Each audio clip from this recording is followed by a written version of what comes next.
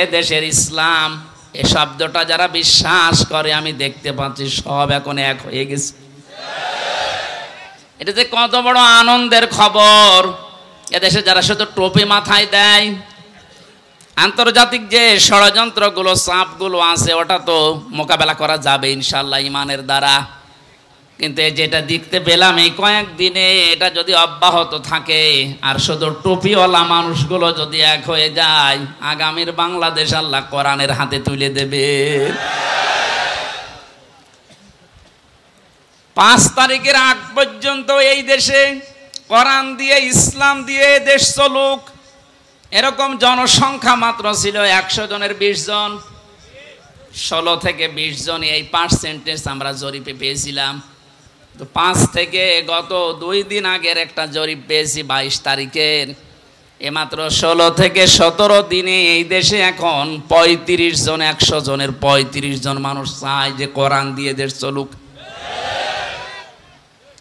ধারাটা অব্যাহত থাকতে দেন। ষড়যন্ত্রকারী যারা আছে, সালেমের দোসররা, এরা থেমে যাবে, এরা পারবে না। ولا يسرقن ولا يزنين ولا يقتلن أولادهن ولا يأتينك ببهتان يفترينه بين أيديهن وأرجلهن ولا يعصينك في معروف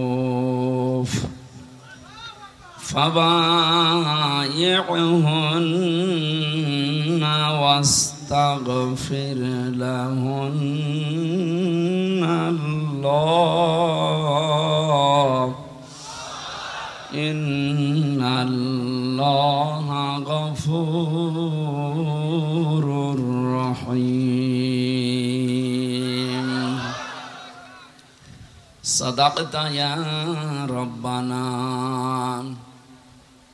عن أبي هريرة رضي الله تعالى عنه قال قال النبي صلى الله عليه وسلم اتقي دعوة المظلوم فإنها ليس بينه وبين الله حجاب رواه مسلم وقال تعالى في شان رسوله وما زادهم إلا إيمانا وتسليما اللهم صل على سيدنا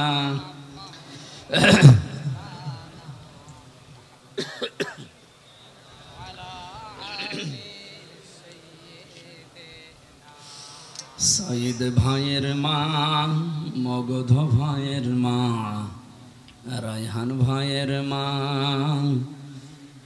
শিপন ভাইয়ের মা, তোমরা বড়ই ভাগ্যবতী, আনলে ধরাই দিনের জ্যোতি।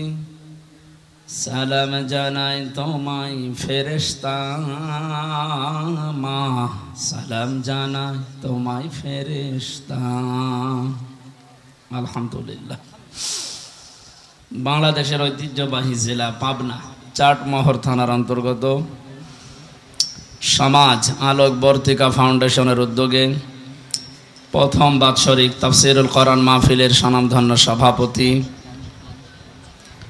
অত্র এলাকার সর্বজন শ্রদ্ধাভাজন ব্যক্তিত্ব হাফেজ মাওলানা রুহুল আমিন খন্দকার, প্রধান অতিথি শাইখুল মাশায়েখ, পাবনা ইসলামিয়া ফাজিল মাদ্রাসার শ্রদ্ধাভাজন অধ্যক্ষ হাফেজ মাওলানা ইকবাল হোসাইন, এতক্ষণ যারা আলোচনা রাখলেন, আটঘরিয়া উপজেলা পরিষদের সাবেক চেয়ারম্যান ইসলামিক চিন্তাবিদ মাওলানা জহুরুল ইসলাম খান, আমার পরে আল্লাহর কাছে মোনাজাত করবেন মাজলুমদেরকে নিয়ে মাওলানা হোসাইন আহমেদ মাহফুজ, মঞ্চে বসা আছেন নাম না জানা সম্মানিত ওলামা ইকরাম, অনেকগুলো আলেম, আমি আসলে 3 বছর জেলে থেকে অনেক কিছু ভুলে গেছি, খালি চেহারা দেখছে কিন্তু চিনতে পারছি না, নাম মনে নেই, চেহারাটা হালকা হালকা মনে পড়ছে। যে আলেমগুলো এসেছেন আল্লাহ রাব্বুল আলামিন আলেমদের হায়াতে তাজ্জেবা সিহাতে কুল্লিয়া দান করেন। সামনে বসা মুসলমান ভাইরা, পর্দার আড়ালের সম্মানিতা মা এবং বোনেরা, প্রাণ প্রিয় পাবনাবাসী, এখন আর প্রশাসনের ভাইরা বলা লাগছে না, কারণ ওদের এখন না হলেও আমাদের এই অনুষ্ঠানের সমস্যা। কি একটা কায়দা করে রেখেছিল বলেন তো 16 বছর, সেই পাতি নেতা থেকে শুরু করে এসপি ডিসি পর্যন্ত, এমনকি বিনা ভোটের এমপি পর্যন্ত পারমিশন না দিলে হবে না। এবার বিনা ভোটে এমপি হয়ে দেখেন, পিটিএ মেরে ফেলবে মানুষ। এই জন্য প্রশাসনের ভাইরা, এটা আর বললাম না, আছে তার ভেতরে এইটা একটা, যে বিপদে পড়লে আপনি এগিয়ে যাবেন। এজন্য আহ্বান জানাচ্ছি, এই পাবনা থেকে এই সিরাজগঞ্জ কুষ্টিয়া এত দূর থেকে সেই ফেনীতে যাওয়া আসা করে আপনার অনেক টাকা খরচ হয়ে যাবে। যদি 10,000 টাকা 20,000 টাকা কেউ দিতে চান, আমি আজকে সকালে পাঠিয়েছি এবং কালকেও দেবো ইনশাল্লাহ। বিভিন্ন জায়গা থেকে, আমার বাবার কাছ থেকে, আমার নিজের টাকা থেকে, এমনি তো আমার ফকির বানিয়ে ফেলেছে সরকার, তারপরও যা পাচ্ছি আমি পাঠাচ্ছি। কারণ এত দূর যাওয়া আসা করি, যা টাকা খরচ হবে ওই টাকাগুলো যদি আমার দায়িত্বশীল যারা আছে, বিশেষ করে আমিরে জামাত যিনি এখন দায়িত্বে আছেন, ওই মাধ্যমে পৌঁছিয়ে দিতে পারলে সঠিক জায়গা মতো পৌঁছাবে, এখানে আর 2 নাম্বারই হবে না। আপনারা চেষ্টা করেন।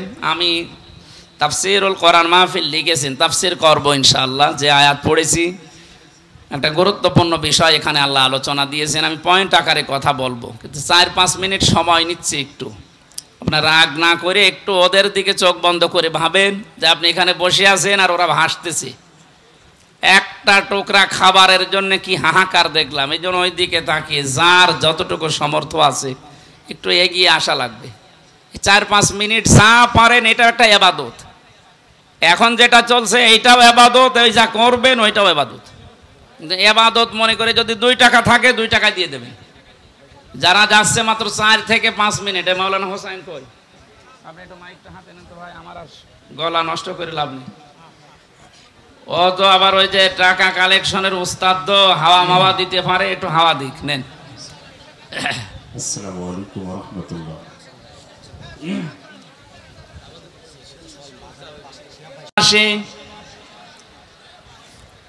এই জন্য শাহাদতের ব্যাপারে যে কথাগুলো আমি মুখ দিয়ে অন্তর দিয়ে ধারণার বিষয়ে কোরআন থেকে শুনলাম, এ বিষয়টা সতর্কের তার সহিত সামনে যেন আমরা খুব ভেবে চিন্তে বিষয়ে কথা বলি। শাহাদতের ব্যাপারে বিশেষ করে কোনো মানুষকে শাহাদত বরণ করার ব্যাপারে ঠাট্টা বিদ্রুপের ছলে কোনো কথা বলবেন না, ধারণাও করবেন না, তাহলে পেছনের আমল আখলাক আল্লাহ নিজে সব নষ্ট করে দেবেন। বলেন নাউজুবিল্লাহ।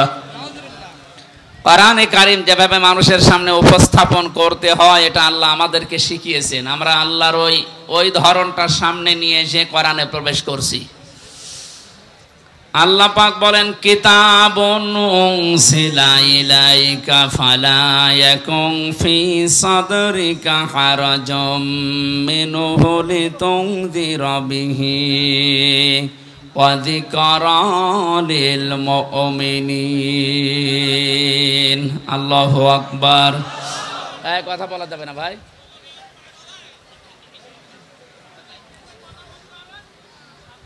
আল্লাহ পাক বলেন, এই একটা কিতাব, কিতাবে পৃথিবীতে একটাই মাত্র, আর যা আছে দুনিয়াতে সব এই কিতাবের ব্যাখ্যা।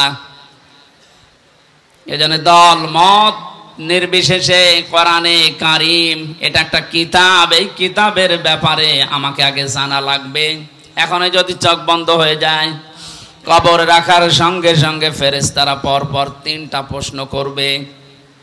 তোমার রবকে, তোমার জীবন ব্যবস্থা কি, দিন কি, আর দুনিয়াতে মোহাম্মদ রাসূলুল্লাহকে আল্লাহ পাঠিয়েছিলেন, ওনাকে কবরে দেখাবেন। হাদা নাবিয়্যুনা মুহাম্মাদুর রাসূলুল্লাহ, এ কথা বলা লাগবে।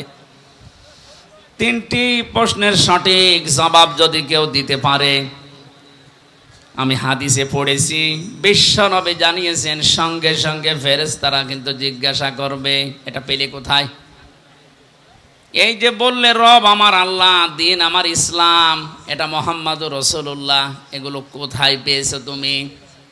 আপনি যদি বলেন আমি কোরআনে পেয়েছি, ফেরেশতারা বলবে মারহাবা, জান্নাতের বিছানা বিছিয়ে দেন।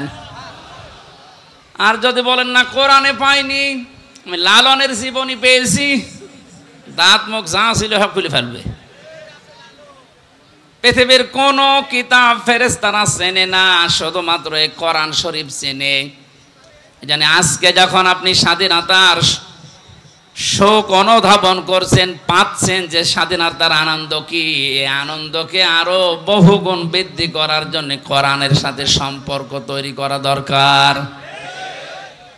এর পরবর্তী আয়াতে আল্লাহ এই শব্দটাই দিয়েছেন ইত্তাবিউ মা উনজিলা ইলাইকুম মির রাব্বিকুম ওয়ালা তাত্তাবিউ মিন দুনিহি আউলিয়া কলিলাম মা তাযাক্কারুন।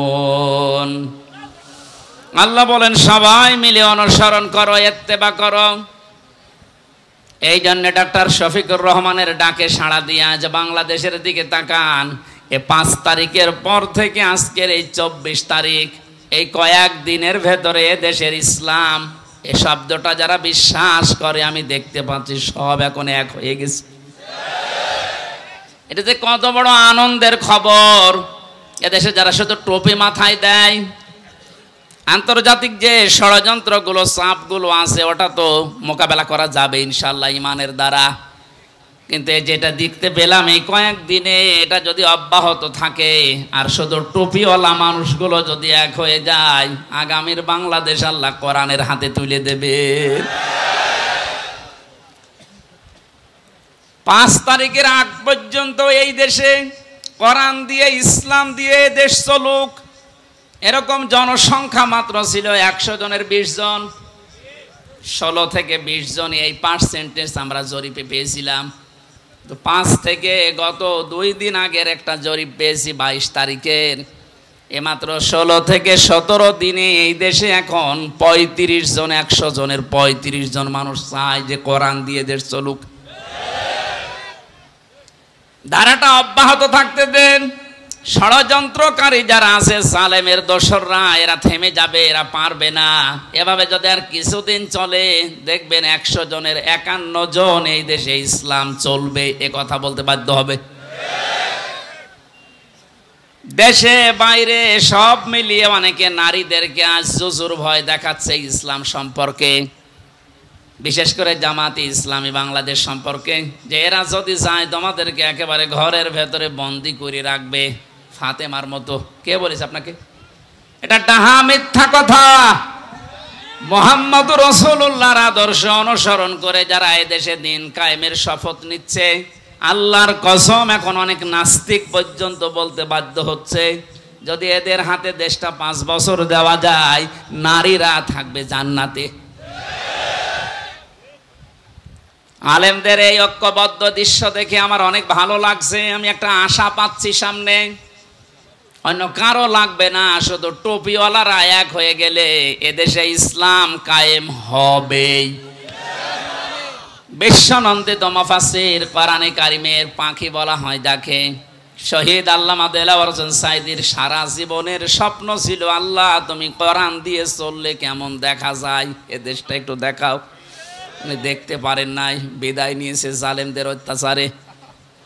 কিন্তু এখনো আমি প্রতিদিন জেলখানায় বসে দোয়া করতাম, আল্লাহ বাবা চালিয়েছিল এ দেশটা, অনেকেই দেখেছে কেমন চলেছে। অনেকের স্বামী চালিয়েছিল, চাচাও চালিয়েছে জোর করে 9 বছর, বউ চালিয়েছিল, ভাবি চালিয়েছে। এখন শুধু দেখতে বাকি আছে যে কোরআন দিয়ে দেশ চললে কেমন দেখা যায়। এটা দেখেছেন কোনোদিন? দেখেন। এখন যেহেতু মুসাফির অবস্থায় আছি, আর মুসাফিরের দোয়া আল্লাহর দরবারে তাড়াতাড়ি কবুল হয়। এই মাজলুম মানুষদেরকে নিয়ে মন থেকে দোয়া করছে, আল্লাহ এটা তুমি দেখে মরার তৌফিক দাও যে দেশে কালেমার পতাকা উড়ছে। ইত্তাবিউ শব্দটা বহু বচন দিয়েছেন আল্লাহ এই কারণে সবাই মিলে যদি আমরা সত্যি অনুসরণ করি। কোরআনে কারিমে বিভিন্ন ঘটনাগুলো আল্লাহ সাজিয়েছেন, এটা খেলা করার জন্য না। হযরতে ইব্রাহিম যাকে জাতির পিতা আল্লাহ ঘোষণা দিয়েছেন, অনেকেই জাতির পিতা জোর করে ঘোষণা দিয়ে মানতে বাধ্য করাচ্ছিল, এমন ভাবে আল্লাহ মিটিয়েছে, বাকিটা নাই বলি। জোর করার বিষয় না, কোরআনের বাইরে কোনো কাজ জোর করে করলেও আপনারও পরিণতি ওই হবে।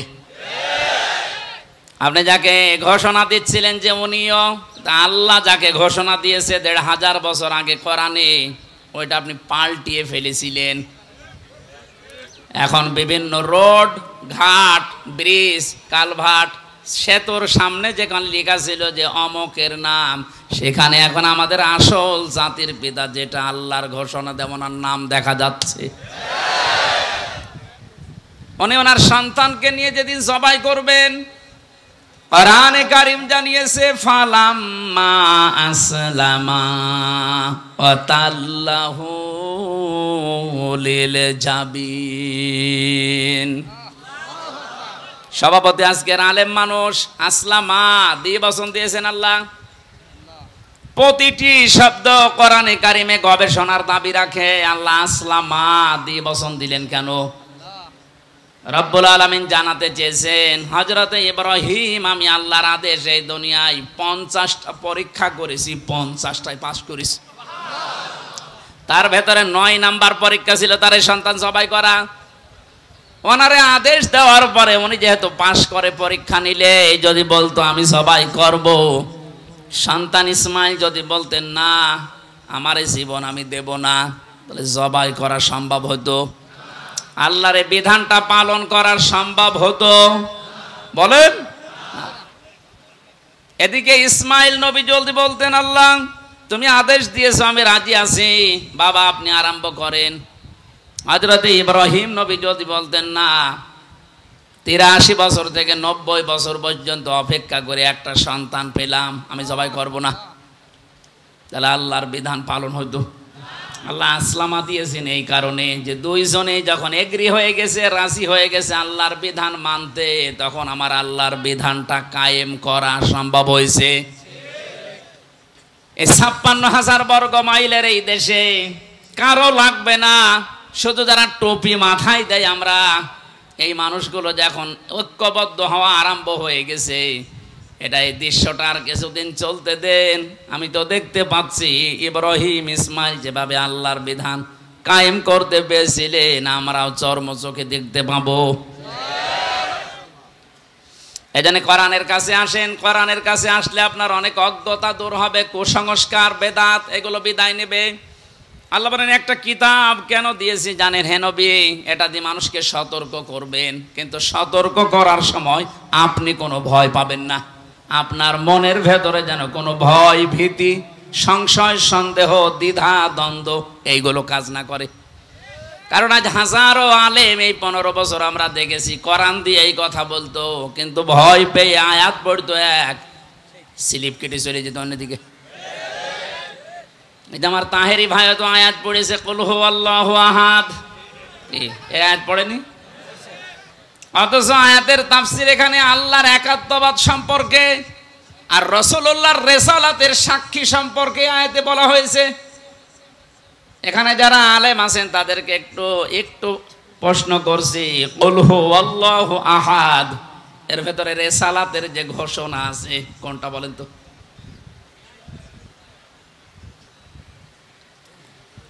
এই যে কুল মানে হে নবী আপনি বলেন, নবী যে নবী ছিলেন তাকে বলানোর জন্য আল্লাহ কুল শব্দ দিয়ে আয়াত আরম্ভ করেছেন। তাহলে কুল হুয়াল্লাহু আহাদ এই আয়াতের ভেতরে আল্লাহর একাত্মবাদ যেমন আছে, রাসূলুল্লাহর রিসালাতের ঘোষণাও আছে। আল্লাহ পাক এই আয়াতটা আমার আলেমদের মুখ দিয়ে বের করিয়েছে, আমরা করিয়েছি ওই 15 বছর। এই মানুষগুলো কি বলে দেখেন তো, কুল হুয়াল্লাহু আহাদ হে নবী বলেন আল্লাহ এক, এরপরে চলে যায় আস্তে আস্তে কাটতে কাটতে অন্যদিকে। এবার তাফসীর করার সময় বল